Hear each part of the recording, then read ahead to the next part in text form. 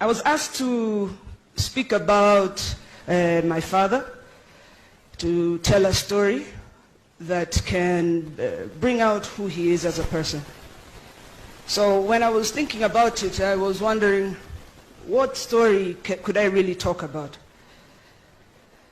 And I tried to remember the first memory I have of my father, which I'm going to tell you about today. You know, in our house, we're two sets of siblings. And my siblings have their own story, which is a very deep and sad story. So I will not speak about it today because it's not my story to tell. I remember when I was younger, he was always working. He was always working, and he would always come home late, around 11:15, and he would leave by 6 in the morning. So I remember wanting to wait for him. And Mama would have told me to go to bed at 9 o'clock. And those days I used to share a room with my brother and my sister. And our rooms were facing the gate. So when the car would come, I would get out of bed and I would rush downstairs and open the door. But the key used to be put so high up. So I used to take a broom and hit the key until Mama tied for me a rope where I could reach the key. So I would open the door. And when you open the door, I would see him there with a briefcase, his newspapers, and a big phone. And when you'd see me, he would get so excited. He used to pick me up, he'd put me on his shoulders, and we would go around the sitting room, and he used to sing this nursery rhyme. It was in Dulu, I don't remember the words, but I remember it was about a donkey. And it would go something like that, then at the end would go hee-haw, hee-haw, hee-haw. And he used to do that, hee-haw, and we would collapse on the chair. Then he would sit on the chair, I would go down quickly, I'd untie his shoes, take his shoes to the door, take the briefcase to the room with the phone, put it on the charger. I walk into the room, Mama is asking me why I'm still awake. Then I'd run downstairs, we'd watch the 11 o'clock news, and see you next time. So next time was not it wasn't today, tomorrow, whatever. It was long periods of time. So one day I asked him, where do you go? Why do you always come so late? What do you do? And he told me, I'm going to show you where I go. So that time, it was about 97, we went for an NDP rally. And that was the time of Tinga. And he put me on the tractor he was on. And as the tractor was driving through, people were screaming and, excited, and I got so afraid. And he told me, don't be afraid, these are your people. And I asked him, what do you mean, my people? And he said, no, this is your family. And he said that if you live a good life, then they must live better than you. And if you think, thank you. If you think you deserve the best, then they deserve better.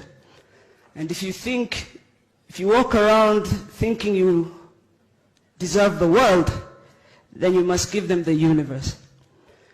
And that story really has always stuck with me. Because it finally made sense where he was, where he's been going, and it really brought out the issue that he's a fighter. So I hope that tells you what sort of person this is. He's a fighter. If you want something, you have to fight for it. I see young people complaining today about Kenya, but Kenya cannot be better if we do not fight for it. There's nobody who's going to make Kenya better for you. We're the ones to fight for it. So next year in 2022, there's going to be two outcomes. Either something very good will happen, or something terribly bad will happen. And so you have to get up and fight against those forces. In life, when we talk about things, there's nobody who's going to give anything to you, okay? Even if somebody comes to the church and gives you 10 million, that doesn't make you a millionaire. All right? We have to get up and we have to fight for it. There are things we want. We want jobs. Baba tunataka wera. We want jobs. Real jobs. Sustainable jobs. And that won't come for us sitting in the house. So sometimes naona we say akifight, and I'm wondering why doesn't he just stay at home with us? And I realize the fight is part of the fight. You have to join the fight and go with him. So hiyo mambo ya kukaa kwa nyumba ati mse fulani au fulani will fight for you, hizo ni jokes. You have to get up, join the fight. And the first step to the fight is to register to vote. So tell your friend, tell a friend, tell another friend, for heaven's sake, we have to register to vote. I'm proud to have a father like Baba. I see somebody who is still fighting for us after all these years. And by us, I mean you people, the people of Kenya. Because as a family, we've never really owned him. He's always been out with you guys. So you're the real owners of him. You're the ones he spent 8 years in detention for. You're the ones he spent those long nights out for and weeks away from home. And you're the ones who, time after time, he shakes hands for. And so I would just implore everybody to join the fight. Now, Ngugi, nimesikia you're looking for a second wife. First, people are always telling me that. Tell them that I said Winnie Odinga will get married in 2022 on the lawns of State House. So,